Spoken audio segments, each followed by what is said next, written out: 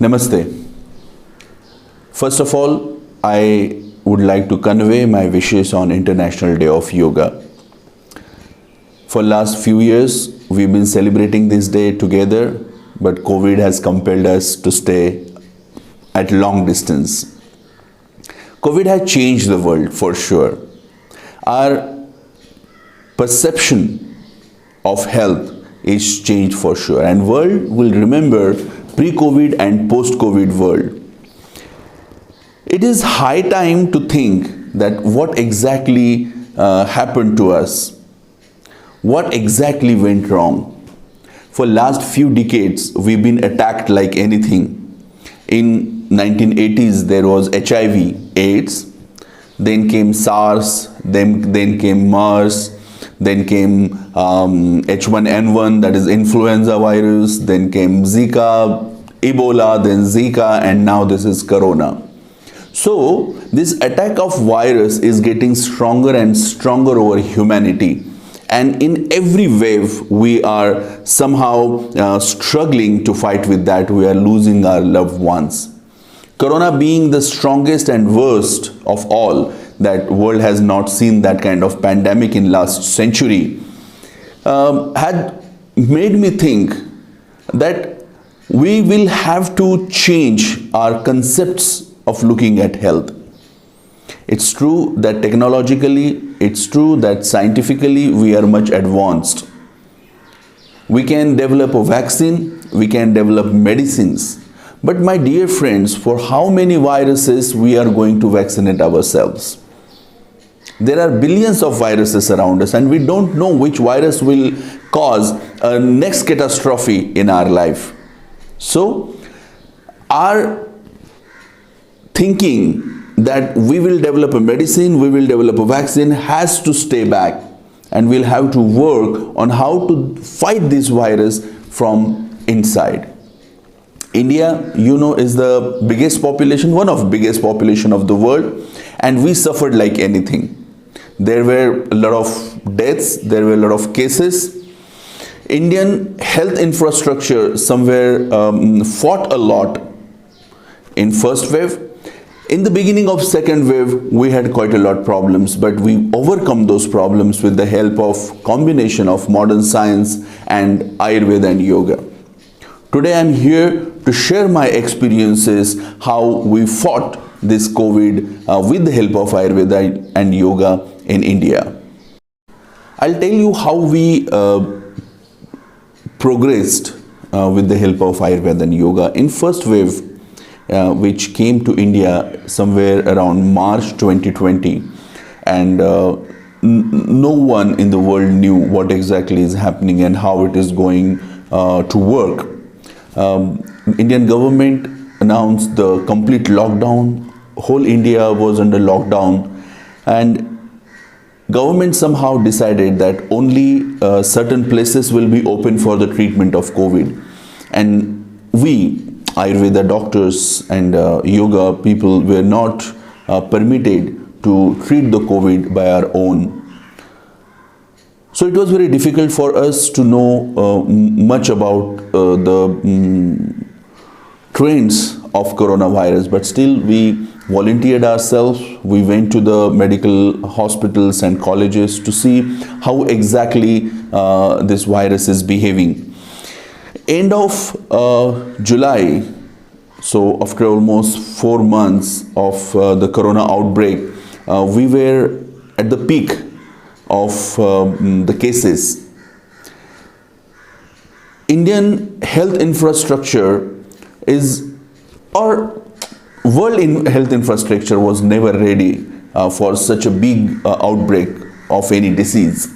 So from back door somewhere we entered in the treatment of COVID, because our patients who were only taking Ayurveda all their life, they wanted their relatives or their loved ones to get treated by us. So by end of July, in the month of August, we started getting cases of COVID in our clinic. Government was also not that much reluctant for us to treat, so we started looking at the cases. Ayurveda is a time-tested science. in last 5,000 years, maybe thousands of such pandemic must have happened, and Ayurveda fought all those pandemic very well. So we searched the scriptures and we were surprised that what we were calling a big disease or deadly disease, there were certainly the absolute tested formulas which were already invented by our ancestors, and we got to study those formulas. We started treating on large scale in the month of September, and in just 2 months, September and October, India was out of the first phase. As it is said about China, that this virus outbreak was in China, and China was the least affected country because they incorporated the traditional medicine along with modern medicines, and China fought really well with the COVID.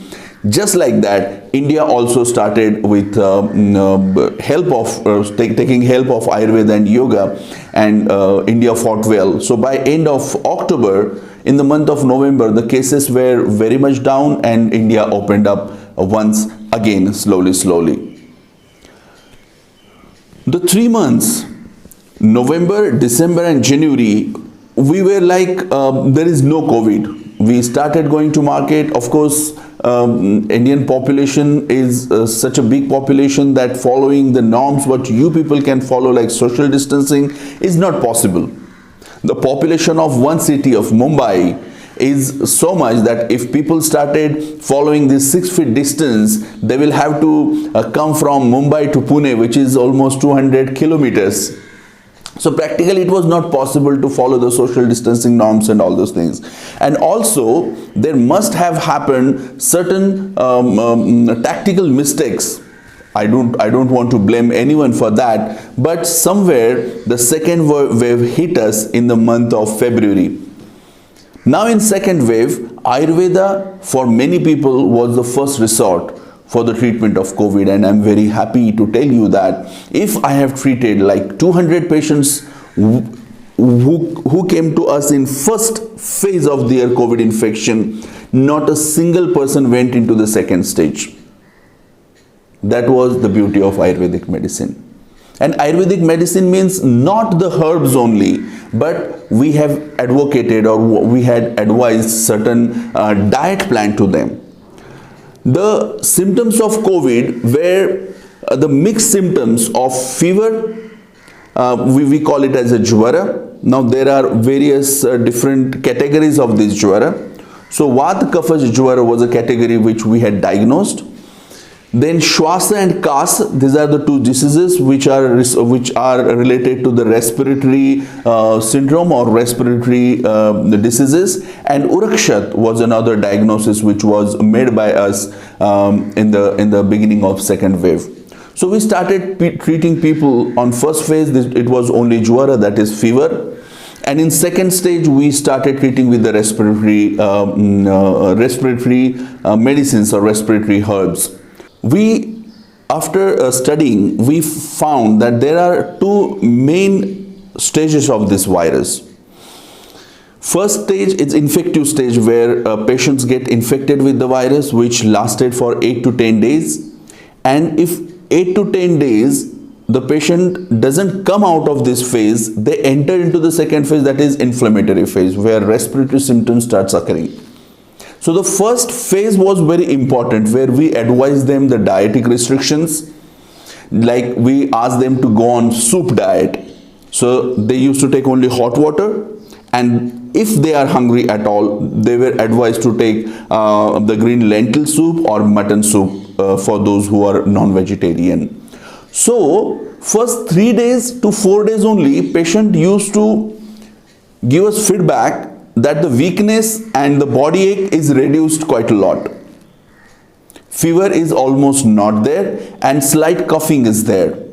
So once the patient's complaints of slight coughing or accumulation of cough in their chest region, we started the next treatment, that was sweating. So we started giving them steam, and that steam was an ample amount of steam on the whole thorax region, your throat and your face. On 6th to 7th day, the 90% of the people recovered. The second phase, that is inflammatory phase, or we can call as in a respiratory phase, was in a rare occurrence in those who took the Ayurvedic medicines from beginning. Some of the cases which turned to us had already crossed the first phase, so they came to us after 6th or 7th day, which was in a majority cases in latter stage, because people were afraid of getting quarantined or getting isolated, so then they didn't test it themselves, they got the medicines over the counter. So all these things somewhere pushed the patients from initial phase into the second phase. So the patient who came to us in second phase were little difficult to treat, and we took almost a week's time of kind of a vigorous medicine or the higher medicine of Ayurveda. There also diet played important role, lifestyle played important role. So we asked them to take ample amount of rest, again ample amount of steam, and before giving steam we asked them to apply certain oils mixed with salt on their thorax region, and then they take the steam. The third category of patient who didn't came to Ayurveda in first or second stage, but the cases came to us after they getting severely infected in their lungs. So they went into the lung fibrosis, they were on ventilators. So I'm proud to tell you guys that with the help of Ayurveda, we were successfully treating the patients on ventilator. Many doctors in Pune itself have treated the patients on ventilator. So those who had oxygen saturation which was drastically dropped, had to take on ventilator, were given the medicines in the form of decoction. First 24 hours the oxygen saturation increases, in second 24 hours the external support of ventilator, the requirement reduced, and in third 24 hours the patient either was on the high speed oxygen or BiPAP, what they call. So in 3 days time the majority of the patients from the ventilator at least came back to a stage where they can survive with normal oxygen support. And in a week's time, the patients were out of the ICU or out of the ventilator, and that was the beauty of Ayurveda. As I said, the COVID changed many things, and one of things was confidence of Ayurvedic doctors that the Ayurveda can be helpful in emergency cases also. About yoga, in Pune, one of the biggest name in the hospital industry, they had carried out an experiment in first wave itself, that all the employees, all the front warriors, all the frontliners, including doctors, nurses, ward boys, even the clinic staff, they had given them jalaneti. They have asked them to do jalaneti. So they have reported not a single case of COVID infection all the time in the frontliners, and it was a big success. The credit was officially given to yogic shadkarma, that is jalaneti, which is one of the cleansing process. In my clinic, I had given Vaman Dhauti and Vastra Dhauti to several people, those who were into the second phase of COVID infection, the respiratory phase where cough has started accumulating. Because this is a complicated process to eat the cloth, that is Vastra Dhauti, I was not able to give it to all, but those who were able to do this were recovered without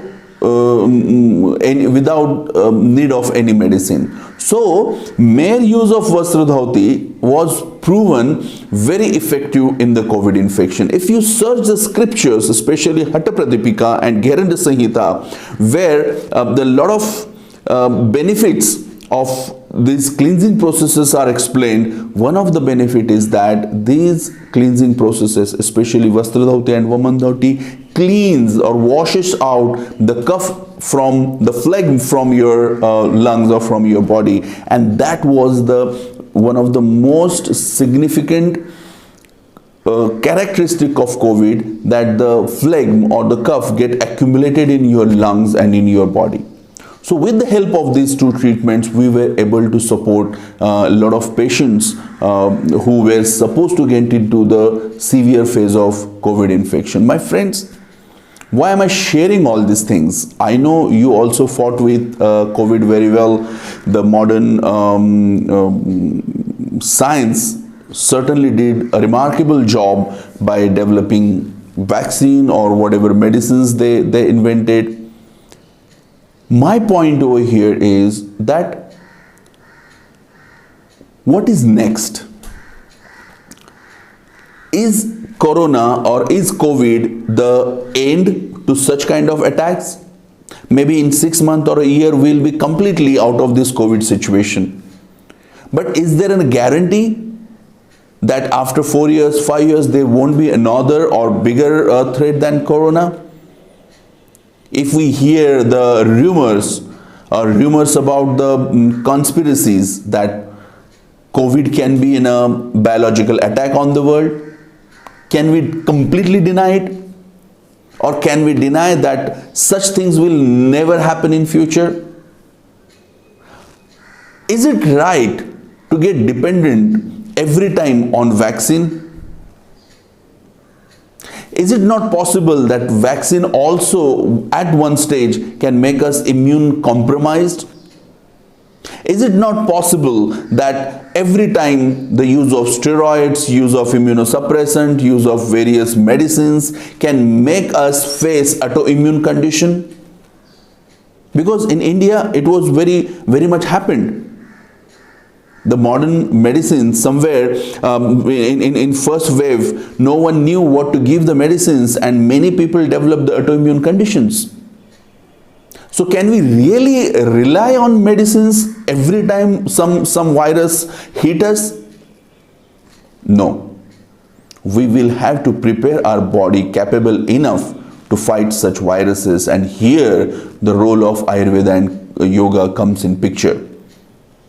Last 4 years I've been coming to Bulgaria and I'm advocating the Ayurvedic lifestyle, Ayurvedic way of life. Ayurveda is not about herbs only. Ayurveda is not about medicine only. Ayurveda is about the complete lifestyle. How your food should be, how your lifestyle should be, how your behavior should be, how to improve your immunity, and that is all about Ayurveda. The daily routine, with what we call as a dinacharya, is such a classical remedy to improve your immunity, and I feel that everyone should learn that. The second thing is panchakarma, the internal cleansing processes. Fortunately, you guys have good doctors like Dr. Zarkova, and there are many other Ayurvedic doctors who are working in Bulgaria. I advise you all, whether you got COVID or you didn't get COVID, to make your body strong is something which is must for you guys. So visit your doctors and try to find out how you can cleanse your body from inside. Once your body is cleansed from inside, it's free of toxins, then the treatment comes called Rasayan Chikitsa, that is a rejuvenation therapy. And this rejuvenation therapy is the key to the good immunity against any viral outcome. So this is how Ayurveda is going to work, help you in the future. Whenever this new virus comes to your body will be capable of fighting all those viruses. Yoga, I mean, I'm really surprised that we people have not used yoga as much as it should have been used. If you observe all the viruses, right, from SARS to Corona, every virus somehow is attacking your respiratory systems. SARS is severe acute respiratory syndrome, MERS is Middle East respiratory syndrome, now Corona, even Zika and Ebola also had their contribution, or they also had their attack on respiratory system. So respiratory system somehow is becoming the first point of attack for any new virus. And if you look at all the yogic processes, be it the stretching your body, be it breathing and doing pranayama, kumbhak, or even in case of other practices like pratyahara, dharana, dhyan, somewhere a lot of things are related with your respiratory system. Even if you are sitting for the meditation, the first thing what you have to do is to control your breath. That means yogic practices can certainly improve your respiratory system, and that will help you to fight this virus more in much better way. So it's my advice that start doing real yoga. Yoga is not stretching your body. Yoga is not doing those fancy body stretches. That is gymnastic. The real yoga, and you people are again fortunate to have really good yoga teachers in Bulgaria. So my dear friends, we still have time. We still have time to recover. We still have time to improve on ourselves. So it's my humble request that let's start going back to the real yoga and make our body capable enough to fight with these viruses. Vedic yoga therapy, as you know, where we have combined yoga, аюрведа and all ancient sciences for our health benefit, is doing an amazing job of finding out the logical solutions, finding out the root cause of the diseases, not only diseases but your weaknesses. Those weaknesses could be the physical weaknesses, those could be the psychological weaknesses and even the spiritual weaknesses, and work on that. I'm also very much sure that Vedic yoga therapy is going to be the next most important tool to fight against such viral attacks or any kind of attack on human body.